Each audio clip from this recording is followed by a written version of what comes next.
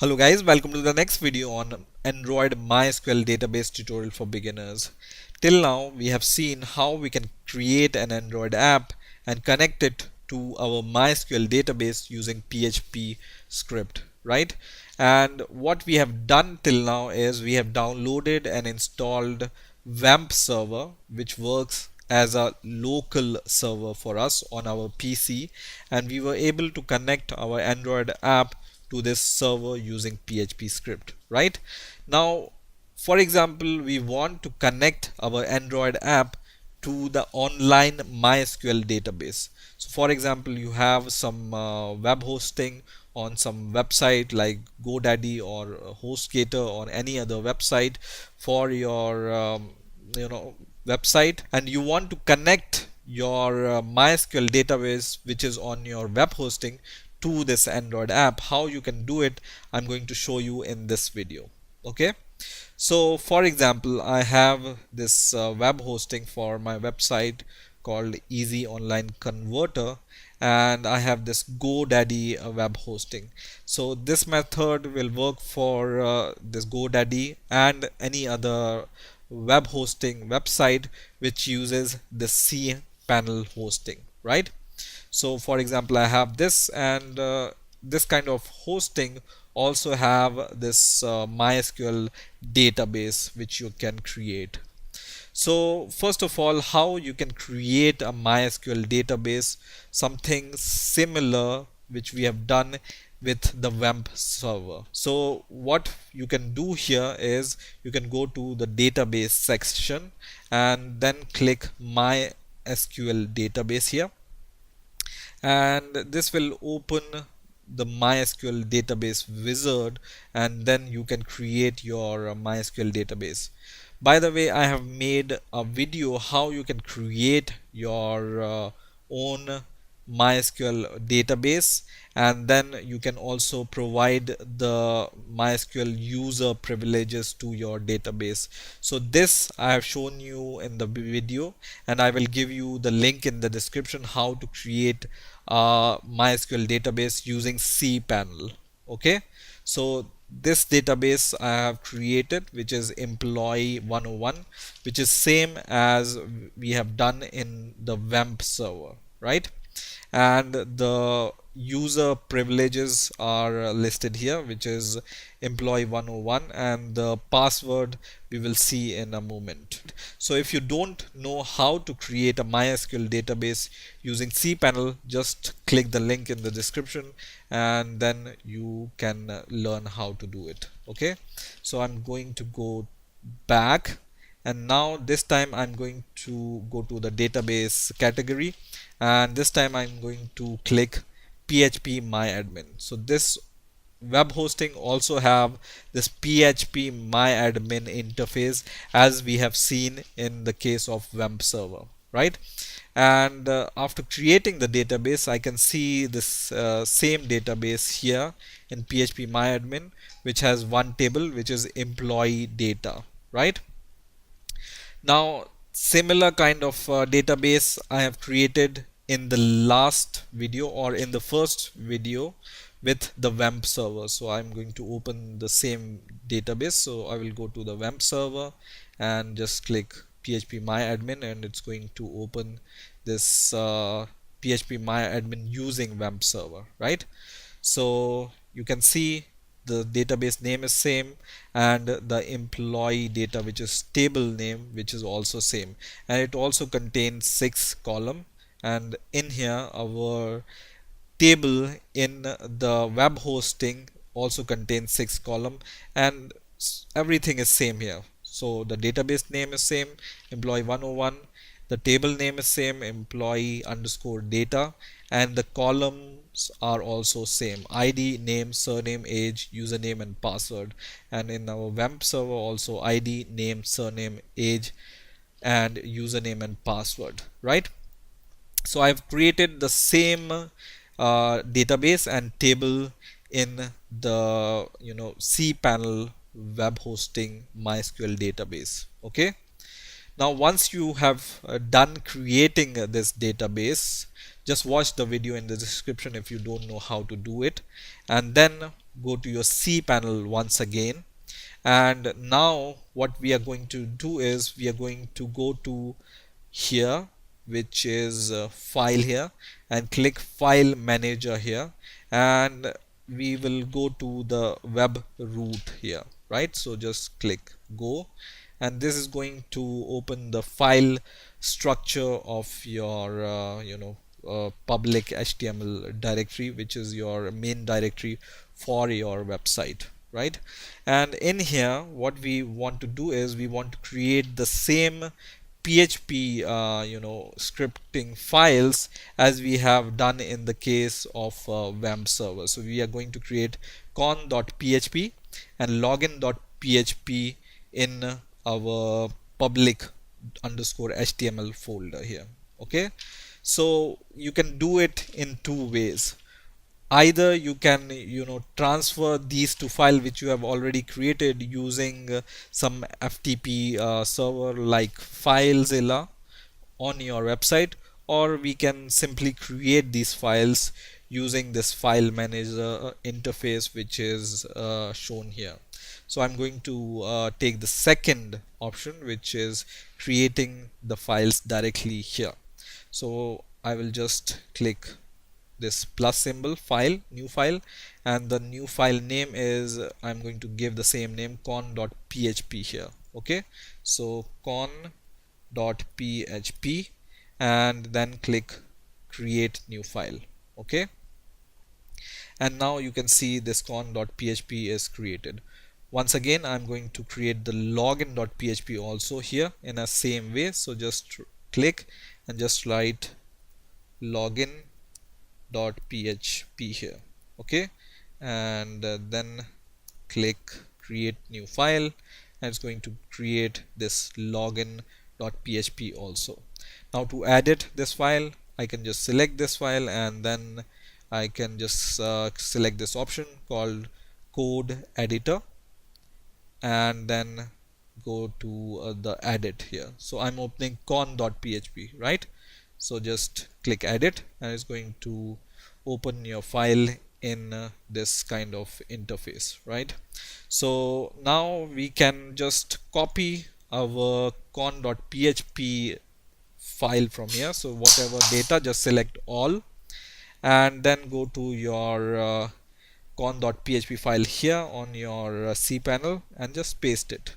Okay, now in case of your cPanel MySQL database, our MySQL username and password will be different, which you have already set while creating your MySQL database using cPanel, right? So if you have watched this video, which is in the description, you will see that my MySQL username is employee 101 itself, right? So if you are not sure, once again you can just go to the database here and just go to MySQL database, and in here I can see my username is employee 101, right? And my database name is also one employee 101. Okay, so here database name is employee 101 for connection.php, and MySQL username is also employee 101. Okay, now my MySQL password is root 123, which I have set at the time of making the database, right? So just remember the password which you have created at the time of making your database in cPanel. Now the server name, this is important. So go to your cPanel home once again. I'm going to go to my cPanel home here once again, and the server name will be this IP address which is under this section. So whenever you open your cPanel, on the left hand side you can find this IP address here, right? Website IP address. So you can just copy this IP address and go to your file, and then instead of localhost here, you can paste your IP address for your website as a server name. Okay, so this you can do this, or you have one more option. You can copy this website name For example, in my case, this is easyonlineconverter.com. I can just copy this URL and I can paste it instead of this IP address, something like this. So you can do both, either the name of your website or the IP of your website. I'm going to use this IP for now. Okay, and then I'm going to save the changes. So save changes, and it's going to save your file. Now once again I'm going to go to my file manager, and this time I'm going to edit my login.php file. So this is my login.php file, and I'm going to click code editor and then click edit, and this file also will be blank for now. So what I'm going to do, I'm going to just go to my login.php file which I've created, just copy all the data there and then paste here. Okay, and I think in here we don't need to change anything, right? So con.php is the file name which we require, which we have already created, and the query will be same because the table name and the column names are same in WAMP server MySQL database and cPanel MySQL database, so I don't need to change anything. So I can just save this file also. So once you have done this and you have saved both these files, now these two files are on your server, and you can see here both these files are on my public underscore HTML file. So this is just like home directory for your cPanel web hosting. Okay, so if you are confused, you can just search for your index.html. So in the folder where your index.html is there, just create these PHP file there. Okay, now once you have created your files, you can go to your Android Studio, and here we have written this code in the last video for the login page, right? So in here, just go to the background worker class which we have created in the last video. Now in here in your background worker class, what we have done in our do in background method, if you remember, we have given the URL of the server and then the login.php script, right? So in this is basically your local host IP address, right? Now we want to change this IP address in the case of our web hosting. So just go to your web hosting, and in here in your cPanel home, you just need to copy your website name. So whatever is here on the top, just copy this and then go to your Android app and change this IP with your website name. For example, in my case, easyonlineconverter.com, right? And we already have login.php created using the file manager in our cPanel for this website. Okay, so you just need to change this IP address to this website name, and basically you are done. So you can just run your app, and my app is running now. So let's see what is the username and password in our cPanel MySQL database.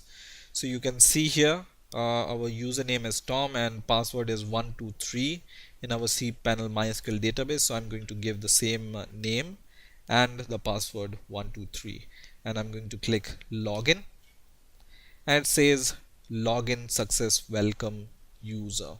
Okay, now for example, you want to change this message and we want to be sure that this is the same PHP file which we have created on our cPanel. What we can do is, once again, you can go to your file manager and open login.php using this code editor and click edit, and this is the code which we have written till now.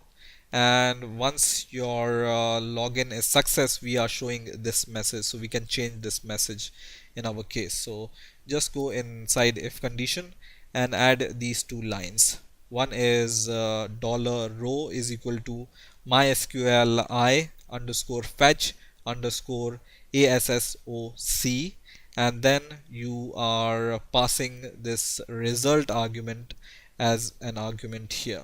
Okay, and once you have your row result, then you can parse your column values using their index. Okay, so just create a new variable called name is equal to this dollar symbol and then row, and just in the square bracket in the double quotes write the name of your column. So my column name is, for example, I want to show this name of the user, which is this column name, right?